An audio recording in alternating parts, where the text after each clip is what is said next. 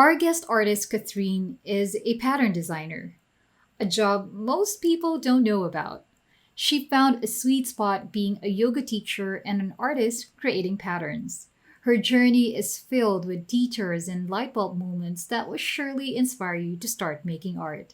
In this episode, we talked about travel and how it can be pivotal in creativity, the process of creating patterns, how to get started as a pattern designer, tools you need to get your designs published and digitized, resources you can tap to get your designs seen and published, and art as a piece of yourself. If you want to be part of the conversation, then send in your questions and topics you want us to cover to hello@etcherlab.com. Hey, this is Jessie from Etcher. We believe in your power to create, so we invited artists from all around the globe to inspire you to keep on creating. Join us in this journey and let's celebrate creativity. This is Make More Art, the podcast. Okay. So just take us through. Just take us through your journey. Tell us a story, Cathrin, about how you started into pattern making and what's the inspiration? Why florals? Okay, so I thought about this beforehand a little bit, and there's like a long story. Okay, no worries. I'm all ears. And always like a shorter story, So Yeah.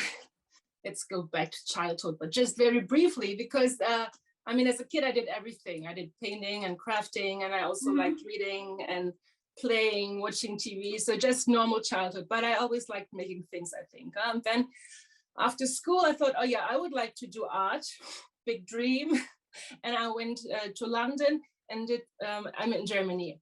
I was raised here. And then I went to London and did my art foundation. And I thought, oh yeah, TV station would be great. And I started studying in Berlin at the University of Arts, and I did TV and media and film. That was what I did.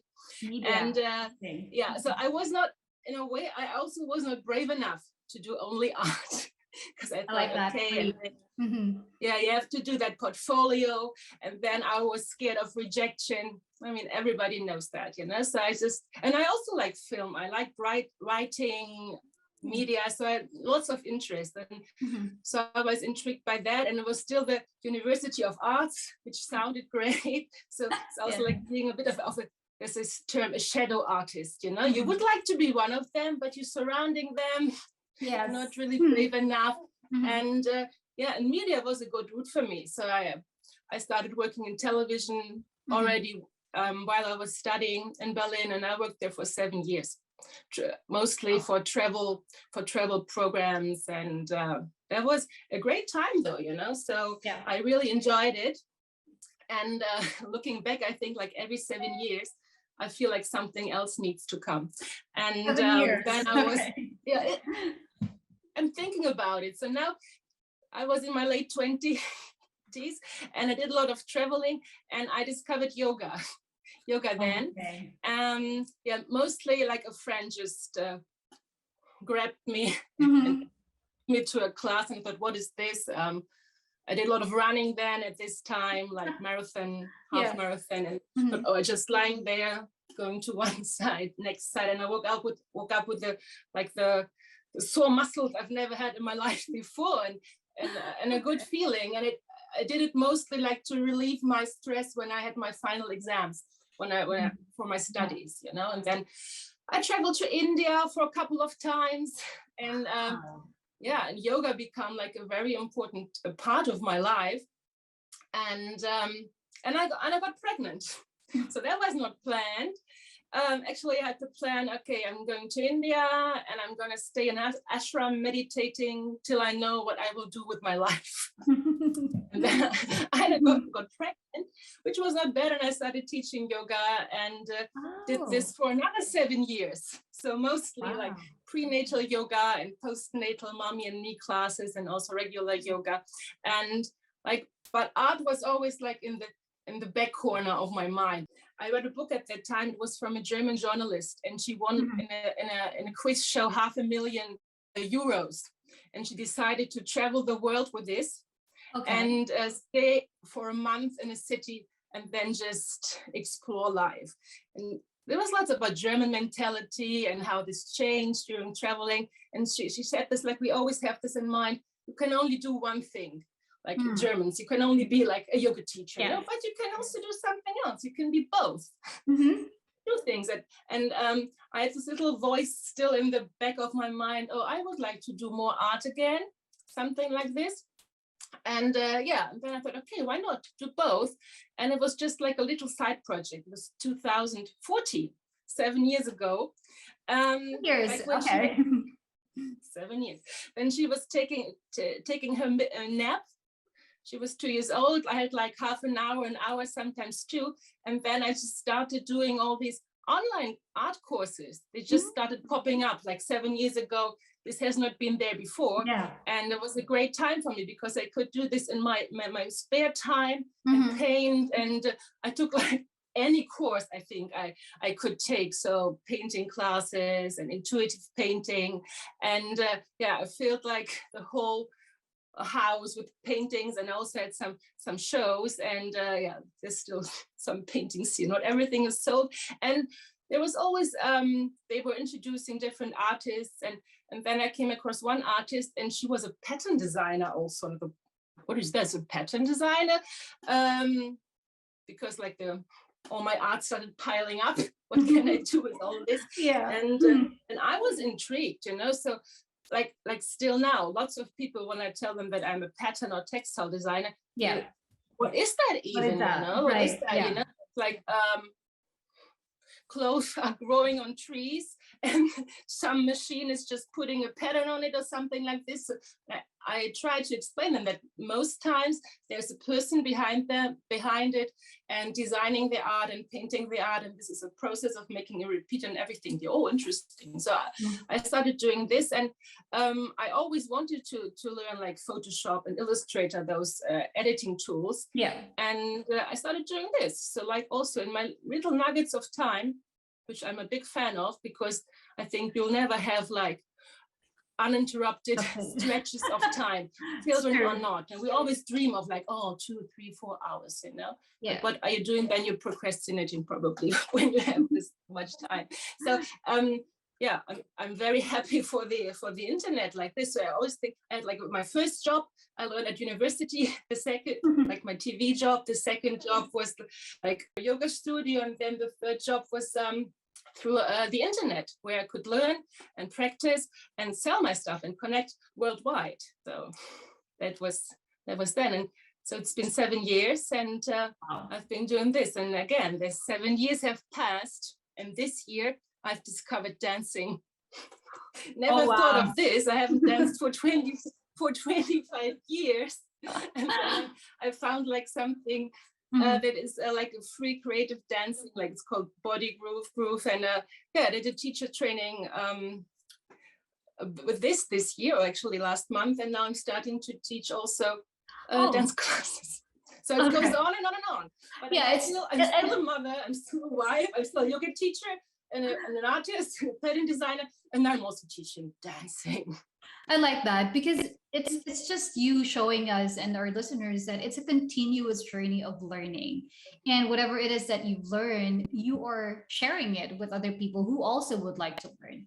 Now, looking back, so you started 2014, you said, when you came back to art, and you started with florals immediately, or did you like try and see which ones you would really want, or you tried different subjects or even medium maybe? And a question, Cathrin, I know that you do watercolor, but do you mostly use acrylic or oil?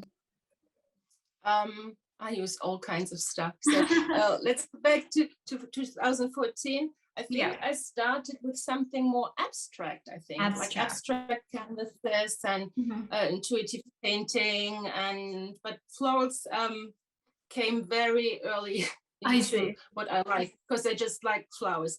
It's also interesting just to have a look at your wardrobe, and then everything is full of flowers. Always be with me, also, especially like I like large scale flowers. And I think I started like my daily painting habit like 4 years ago. So I've been painting daily for 4 years, and it was flowers and even more. And last year when there was the first lockdown, I started to concentrate mainly on flowers. So I did lots of flowers, and this just has not stopped. So I'm doing flowers mainly, but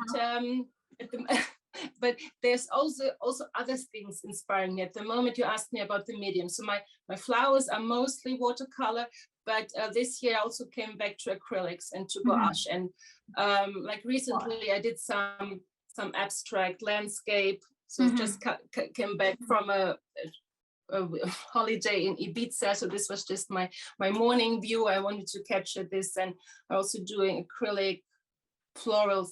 So but I think florals are like my big love, and it never gets boring, because there's million thousands ways of depicting them. And so I think in a way even loose and expressive, and to capture more the feeling of a flower than like the exact depiction of it. That's for me important. The florals. So you said that there's always a different representation. It's not the exact replica of, let's say, a flower that you saw on the street while you're walking. And I think that's a signature style of your painting, is that it's so different, and yet it's so vibrant and colorful. So in one of your videos, you talk about sunflowers. Yeah. And how you were inspired, because they're about to be the end of the season of sunflowers. So can you take us through your process of getting inspiration from nature? How do you come up with your patterns? I guess for anyone who's listening, would be really interested in how does Cathrin get or come up with all of these pattern ideas? So I think, for example, let's do the sunflowers. Okay. So, usually I think for clothes and everything, you want pretty flowers, and like decaying flowers is not something you really want or wilting. And like come August, I'm always inspired with sunflowers, because usually they like the flower of high summer in Europe or in other parts of the world. And I think I always do sunflowers. Come sunflowers. And it was the same this year, but then in September, really, I was just walking around the neighborhood. It was not planned. I just go to the supermarket, and there's big sunflowers, and I thought, oh, they get even prettier in a way, when the heads are drooping and there's a little of wilting and drying. And I thought, this just gave me a thing. It was not like decaying and decadent. It was beautiful. It was also a bit like, oh, I'm such a summer person. I'm clinging to summer, and I still want to capture this feeling. For example, like very loose, it's just flowy and abstracted in a. So this is something. I think I've seen you did a demo of that. On one of your videos on Instagram. So something like this. And it's still full of life and vibrant. Yeah. So that is also something that's very like dominant in my art. I always need to have some kind of kick out of my painting. So it's colorful. So everything is always right. I can do sometimes I'm in a subtle, because mostly everything. And from that, sometimes I just like to do like little minis, like postcards, where just not too nice to see, like where just by different ideas. This is watercolor, then just different stuff here, abstracted on little postcards, colored background in acrylic. And I just saw this one. I thought, okay, I like the blue background in a way, and then I just took a big canvas and put a background on it and started painting. And I did like 2 or 3 sunflower paintings. I think one is, everything's fitting together in this interview. This was not planned. This is really good. Behind me. So wow. I love the contrast of the purple with the lemon yellow, and then at the center that's the reds. So the explosion of color. So I think it's always like one thing leads to another. Acrylic. So it's not that I'm planning a whole series or something. It's like, okay, I'm starting with a postcard, and then and it then evolved the to like next bigger day I think this idea, and it comes like an unexpected moment, but I'm trying to keep the channel open. So what is important to me is like this daily art practice that I have, that I make time for my art. You know, I think we will never have it. You have to say, okay, I take the time, and usually it's in the morning because I'm best in the morning. So because I don't know, I'm rested but a bit tired. I have my coffee by my side, and then I just I call her my muse. She knows that I'm going to be there. She can rely on me, and I can rely on her because we've been together for a couple of years, and she knows I'm ready to play. And you know, and then you paint, and some days are crap. That's normal. But one idea usually leads to another, and then you just start exploring and trying different things and new things, and it's an exploration process. That's why I don't paint something like in the exact way like I still like a photograph. That's already there, the photograph and the flowers. So it's more about, I mean, it's my painting and I want to have fun. And I'm in this position, you know, that I don't have to please anybody. And, you know, I have also my yoga business that supports me. So I can do the stuff that I like. And I'm always happy when somebody likes it too. So I think like if your style, if 1% of the population likes it, that's still lots of people. That's true. That's so true. Thanks for that reminder about, you know, not really stop trying to please everyone with your artworks. And I like the thought process, the one that you shared about when you create a painting, you either start with small, like sports postcards, and then it evolves to a bigger painting. But let's dive into that real quickly, Cathrin, for anyone who's very interested in pattern making. Because like myself, I also tried, I mean, I love patterns. For me, it's like when you create one and then you would want to make more of it. So that's my thinking as how I view patterns. But with you, it's very intuitive and it's a burst of colors. So when you do your patterns, what is your like step-by-step process of creating one? So do you prepare your colors? So you have like this idea when you walked around, do you already have that? Or do you already prepare your colors?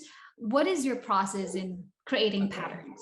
Yeah. So I'm thinking of it. I've created thousands of patterns. So is there like a method to my madness, like in all parts of my life? Probably not so much, but it also depends a bit. If you're working, for example, for like a design studio or a company, they usually give you a mood board and colors and a design direction. So you know, or you feel what's wanted, you know, so that is different. If you do for a client, also there's some specifications, so you try to meet these requirements. So it's a narrow frame for art. But for my own patterns, it's like with my art, you know, I just do what I like these days, and I found out the less I concentrate on trends and whatever, just what I like, the better the sales are. That was quite a relation for me, because for years, you know, I love trends and studying them, but if I just do what feels good for me, I have more fun and it also works for me. So usually I create artwork as when you create daily, even if it's just for 15 or 30 minutes, you know, art piles up after a while, you know. That is true. Yeah, and you know, and for creating patterns, some people work like in all collections, so they make like a stripe and a flower and another flower, but usually I'm like a one-off design pattern design person. You know what, when I paint something, sometimes like immediately I think, oh yeah, this I would like to turn into a pattern. Some things just lie around for a year or two. I just skip through my sketchbook and then, oh yeah, now this is calling my name, you know. And then it's just, you scan it in if you have painted it traditionally, you know, so you have to scan it in. Then you have probably to like enhance the colors a bit, because it loses with the scanning process. Then if you have picked like watercolor on a white background, you have to remove all the white pixels, which is very time consuming. And I always would love to have an assistant for that. it's good to have a good podcast by the side or some music, because this can take some time. Yeah. And when this is all done, when you have the artwork, then you start to put it into a repeat. You know, you usually have a certain size, like a square, and then it has to meet up. Something that is up here has to be there too, and also here. This is like a puzzle. So this is fun putting this together. And usually you do this in Photoshop. I work mostly in Photoshop because I have so much painterly stuff, but you can also do it in Illustrator if you're a vector artist. And sometimes I also do, like, also when I'm traveling, like I work on the iPad and do digital art. And the good thing is there's usually no background, so you can just send it over to your computer and put it in a repeat straight away. So, but usually I think what my style is the hand painted art. But this is quite a process to get it into a pattern. All those steps. Yeah. Speaking of patterns, and I know the main focus of your art is really the pattern making, and I've seen that you already collaborated with some brands.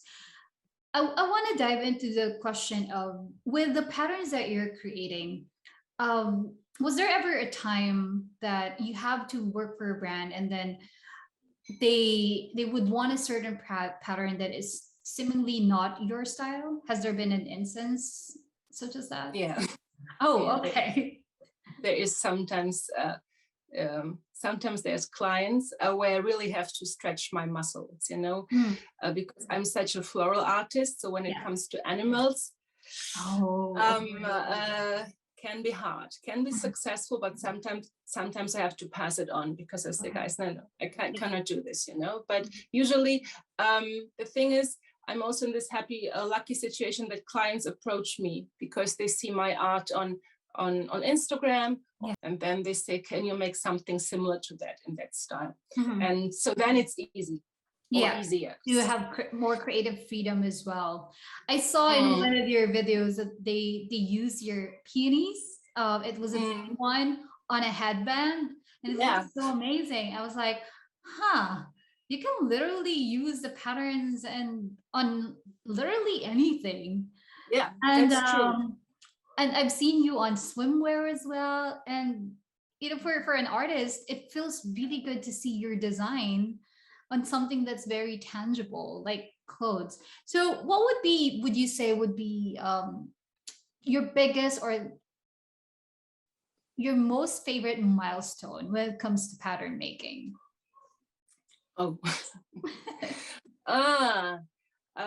There's a couple. I think when I worked for an Italian company, I sold something to Armani and Prada, which was quite nice.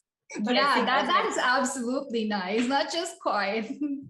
But I think I've never seen it. I think they buy stuff and then it's just maybe for another season. But I maybe have not checked it too closely. But this was something. Am I allowed to disclose this? But I think I could say this. And then,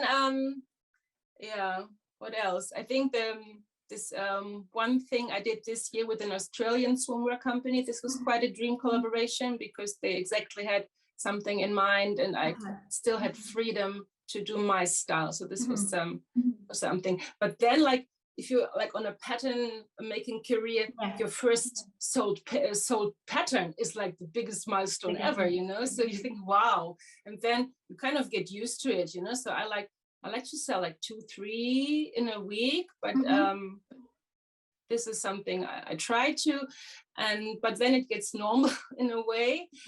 So you always have. I try to just imagine how it was in the beginning, how enthusiastic I was, and I still am, of course. And you never know where it ends up. So this is always a big surprise. Like you said, on the headband, sometimes on a little beach ball, sometimes it can be wallpaper, very big. You just don't know. So there was even like a challenge where they put like patterns on nail art. Nails? So on nails, something like this, you know. So I think the feeling of seeing your art on products, this never gets old. This is just amazing, you know. So you find somebody who likes bright and floral and vibrant, that's great. So if you're watching, for those who are watching this on this podcast on YouTube, I asked Cathrin earlier if what she's wearing. She's wearing a black top with a a pink flower design, and I asked if it's your design, and you said it isn't, but it could be, because this is somehow similar to what it. Have you ever printed any of your designs and worn it? Like on clothes? Yeah, I did this in my early, I think through Society 6. I did like Society leggings. 6. Yeah, I wore to my yoga classes. Can I say this? Yes, I say to yoga classes. But then I have like seen them on other brands really putting my designs on yoga leggings, which is always a dream for me as a yoga teacher. So I did this. I also like, I think with the first patterns I ever made, put into repeat, which is like a hard process. I just printed it on fabric and made myself a skirt of it, because I was so proud. That would be so great. And always, yeah. This reminds me of another milestone I had this year, because I just went by chance into a textile or a fabric store, like in my small city in northern Germany. It's near Hamburg, and I just went there to pass the time. And then I came near the counter, and then over like a mannequin was a pattern. I looked at it and oh, it's mine. Yeah, there was a floral it was floral fabric of mine, of these I painted the year before, and it was sold through my Italian agent, and now it was like in front of me, like big printed on silk. If you like go to a store, and now I'm talking about it. Last year I went to Italy, to Venice with my family, because I got married there, and we had like a wedding anniversary after 14 years, and it was not so full as usual because of the pandemic. And in one store I saw like a bottle with my design, and I remember like 14 years ago when I got married, I was pregnant, I didn't know what to do with my life, yoga teacher. Now like I'm here in Venice, and there's a design of me in a shop, and I feel like wow. Yeah, so that is a moments. And with pattern design, I mean, you can only sell so many paintings. Who wants to put like these paintings on the wall? But if you work commercially, in a way, like with pattern design, there's so many choices to sell it worldwide with all those marketplaces online, and it's just piling up on your external hardware drive, not in your studio. So this is, I think, a nice combination. You can still put your soul and your heart in it, even with textiles, and that's what I do. Love that. You can still put your soul and heart into it. And I think I see that in all of your paintings. There's just something that speaks to you when you look at your works. And it's not because it's an exact replica. It's because it tells a story. It's what you've seen. And I specifically like the sunflower story. I don't know why, but it's just the way that you explained why you chose these colors and why you chose the sunflower as a subject. It just speaks of who you are as an artist. And really it reflects in the way that you work. And for people who are looking and partnering with you, like the brands, I think that's what they see as well when they want to partner with you. So in this number of years that you've been making patterns, what would you say is the biggest challenge? The biggest challenge has been the biggest challenge, that you had to overcome in creating patterns. Okay, in creating patterns, like the biggest challenge for every artist, also as a text and designer, I think is always the inner critic, even if you're aligned with your style.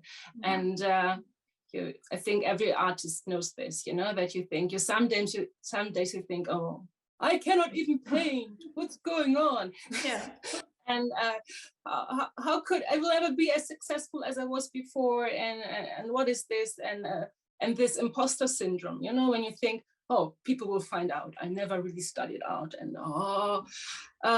so this happens every once in a while, but I think it's like part of the process. And for me, again, it's like my daily painting practice, because I do it every day, and I know I can trust this process. There are some days when everything is harder, but then sometimes it's also the time before a breakthrough, where you like find something new in your art in a different way in your style. So it's like life, and I think you just it's also very important for me to just live my life, and this inspires my art all the time. And like, for example, like last year, I painted a mural in a yoga studio for 8 hours, and I thought, okay, 8 hours of painting, this is not totally my idea of fun, you know. I like to paint like for half an hour a day, and then an hour and do something else. So yeah, I think the inner critic is always a problem. Everything else, of course, you have to make the time. We all have busy lives. I have a family, I have 2 kids, I have my yoga business, and I would like I thought I would like to have the week to have 14 days, you know, like everybody. But we all have 24 hours, so I try to increase my energy, to get enough sleep, to have good food, to be happy, to be inspired by my life, to stay active and do the things I like. So to have more energy for everything. So I think that is energy levels. Energy. Thank you. I think you being a yoga teacher and you doing intuitive painting sort of coincides, because it comes from like within the way that you see things. And with yoga, it's all about like you centering yourself and then calming your mind. And perfectly put. I think that's how it is. So I want to ask you another question before we wrap up, Cathrin. And you've shared us like really good tips about pattern making. And this is something that's, I believe, a lot of people don't know about. Like what you said, when people ask you what you do, people are so surprised. So what is I'm a pattern designer, and most people think that it's something that you can do digital, and maybe you can, but it's so different when it's really handmade, because the strokes are going to be different.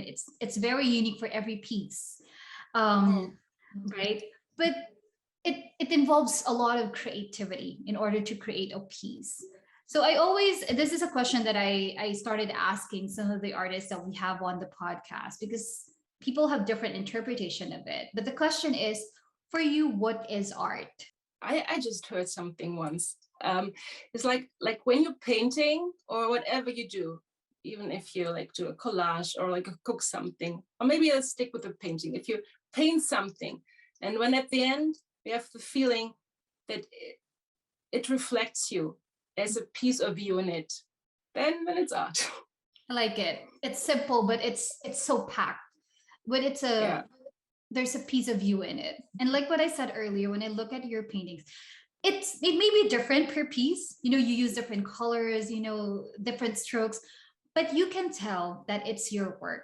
And I would normally tell that with artists, because that's so true with your pieces. It's so distinct, and you can tell that someone's heart is in it, in that painting. And that's really the goal. Like what you said, art is putting a piece of yourself in it.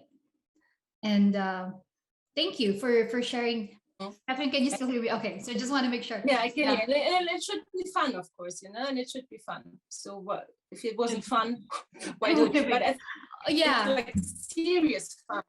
It's like serious fun, you know. So when usually when I paint, it's like also like with yoga, I feel like I'm touching something that I cannot express with words. But I didn't even know that I expressed. So like there's always some kind of energy like coming through everybody, and it for everybody it's different, and it has to be different. And if you don't do it, I mean, then nobody will do it. So that's the thing with style. So in the beginning, we always try to copy somebody, which is good. You can find out what you like, but there's like this one energy, and it wants to come through you. And if you block it, it won't come through. And and I'm trying to keep the channel open. One other thing that I like about your art is I think you nailed it when you said it should be fun. And when I look at that, the colors, especially like the brush strokes, it looks like they're really having fun, because they have different movements. They're moving, like it's kind of continuous, and it's evolving. And I think that's your art. It's your art. It's fun, it's vibrant, it's an expression of you. And anyone who would want to wear it, whether on their head or on their clothing, would feel that as well. But I think like with the brush strokes, so this is also something like I told you like half a year ago, is dancing.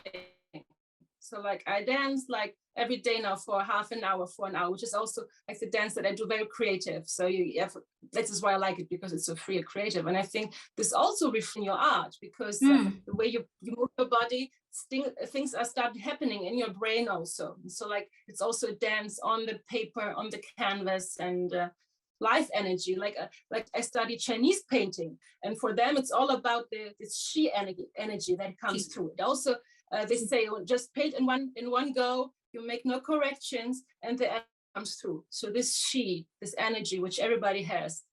I'm getting very like yogic now. And that's absolutely okay, because it's like it's like a marriage of those things, and it's reflected in your art.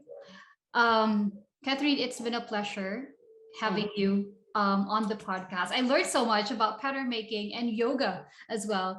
I've had some artists as well who are yoga artists, and I'm always amazed how you guys can merge those two things together. I'm so happy that I have yoga in a way, because I mean, it's the financial security also in a way, but like if you're sitting at the computer for 2-3 hours making your patterns, like in my little studio here in my little house, then I'm really happy to get out into society and open and talk to people and just be part of the community. And this is just a happy marriage of the two things. It's true, a perfect combination. Cathrin, thank you so much for being on Make More Art, and thank you for being a resident teacher for Etcher. I'm sure a lot of people are looking forward to learning from you. So thank you for partnering with us and for being on the podcast. I learned so much, and thank you for agreeing to do this interview with me. I know I'm so honored. Thank you. I had so much fun. You're such a fun guest to have on the podcast. So I'll probably speak to you again soon, whether within Etcher or any classes. Keep in touch. If you would like to follow Cathrin, her Instagram is Cathrin Gressieker, Gressieker, but there's only one of me. So we'll definitely include that in the description as well. It was an honor thank you for your great questions. And I'm so looking forward to working with everybody. So with painting, expressive painting, watercolor, whatever comes, I'm open for everything. And I love to teach, and I like to share what I'm inspired by and passionate about. Amazing. Thank you so much, Cathrin. It's been a pleasure. Take care of yourself. Thank you. Yeah. Have a nice day. Thank you. You too. Thanks. Bye-bye. There is something poetic with the way Cathrin describes the connection between yoga and how she creates her pattern. Art is indeed reflected in everything that we do. What artworks do you practice? We would love to know. So send in your comments and feedback associated with this podcast at etcherlab.com/Cathrin. That's etcherlab.com/CATHRIN. Want to know what goes behind the scenes here at Etcher? We heard ya. We are lifting the curtain and giving you VIP access to do just that. Get to know who does what here at Etcher Lab. Joining me for the Etcher Team Spotlight is our beautiful HR manager. She's known as Gabby, but in full name, she's Gabrielle Flores. And, there's something about her, and I always look forward to our conversation because she has such a warm personality. And all of the conversations I've had with Gabby, they're always fun and warm. And that's because she is a very big people person. And another fun fact about Gabby is she is a foodie. But we'll get to know more about her. Welcome to the pod, Gabby. Tell us something about you before we dive into the question about HR. Well, you're right. I am a foodie, so I really love to eat and take pictures of my food. Yes. And I also like to drink wine with my food. Okay. So that's something that I really enjoy, and also like trying different things. Speaking of food, in our Discord channel, I love seeing your food because not only they look delicious, but they are beautifully photographed. Like what you said, you love taking photos of them. Yeah, like I just think that food isn't just about the flavor, it's also about how it's presented, like the art, just like Etcher. I love that. I love that. Okay, so HR manager. So it's a very interesting job. And most people, when they think of HR, it's all paperwork, like hiring people. But you are one of the pioneers of Etcher. So how did that happen? Tell us the story, Gabby. I actually started working in Etcher as a video editor Really? and customer support Yeah. staff. And I used to do some engagement for Instagram and Facebook under the marketing team. So it was just a little bit of like a lot of A different lot of things. things. Yeah. And then eventually did some of the HR tasks, and Simon and Yan really thought that I'd be fit for that purpose. So gradually, like up until like I think a few months ago, I just like let go. I'm just doing fully HR things now. But I think up to like 2 months ago, I was still doing customer service for Etcher Lab. Oh, I had no idea. All this time I thought that, okay, when they hired you, you were already with HR. But hearing that story that you went from video to social Yeah. media, um, engagement, and then Yeah. customer service, you went the whole route. And then Yeah, so finally, I got to try a lot of different things. I also managed the blog for a while. So wow. yeah, Okay. that was a lot. That was That's a lot so of great. So how long? Etcher is how many years old already? I think Etcher is 2017. So Mhm. that's like 4. I've been in the company for a little bit over a year. A year. Okay. Okay. That makes sense. So being an HR manager, I'm interested because like what I said earlier, normally people when people talk about HR, it's always there's something wrong or it's about compensation or it's like admin, paperwork. If you can name like top two things that people go to you for, what would they be? Top 2 things. Yeah, I just think two. definitely payroll. Okay. Follow up for payroll, and also just day-to-day concerns. If there's any problems that they need help with, um that require like HR attention. Nothing into secret. Actually, everybody's very like autonomous, so I don't get too much questions or Mhm. messages every day, Yeah. only when it's payroll. Okay, understandable. So, what is the best thing about being an HR manager then? I think for me, the best thing about being an HR manager is hearing people's stories because every month we do have our check-ins. Yeah. So I have my one-on-ones with everybody in the company, and just to see how everyone's going, especially because we're a remote team. Yeah. And I think it's really nice to hear that even if, we're so busy, everyone is still so fulfilled and really happy. And it just keeps me going hearing that from them. And you play a major factor in that. You because you keep us happy. Oh, And and one other thing is like what I said earlier at the start of the interview is that I look forward to our check-ins because it's always fun. It's very light. It it's the contradictory to when you have an HR conversation, it's always is there something wrong? Did I do something wrong? But with you, it's right. always fun. It's always light. It's very warm. So thank you for doing the check-ins with us on a monthly basis.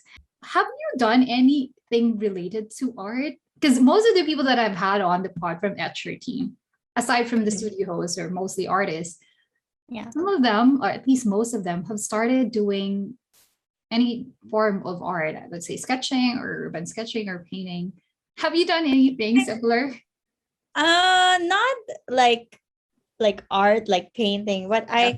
I did take up film in Wow. college, and I wrote a film, and that was my thesis, or like my big project, right? And I wrote and then directed the film, and I actually graduated, like I was got the highest grade in the batch. So Oh, that was my art then, but now it's different. filmmaking. Is that Yeah. by any chance available anywhere for viewing? I have a copy. I can send you one. Yes, please. I would love to see that. What's the day-to-day like for an HR manager? Like the two things. Day to day, Yeah. I would say every day is definitely different. Every week is different. It's very busy when we're hiring people, Mhm. because it's a lot of different interviews, Yeah. and a lot of coordinating things. But if we're not hiring, then it's more relaxed. I get to focus on initiatives and like planning trainings. So there, that the day to day isn't. It's different every day. You have a different problem every day. You're conquering something new every day.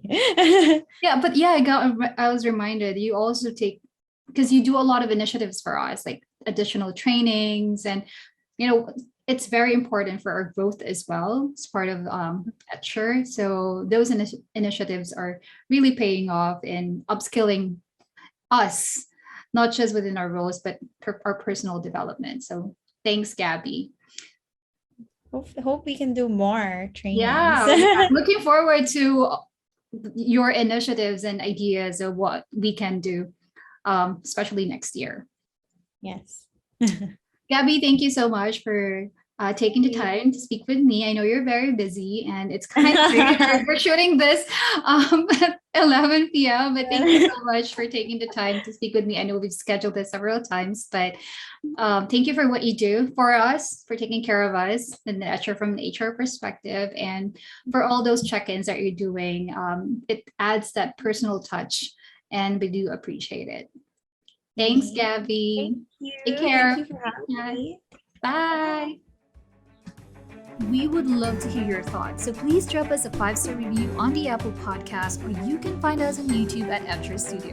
And hitting the subscribe button is greatly appreciated. Thank you so much for tuning in, and we'll catch you again next time. Until then, let's make more art.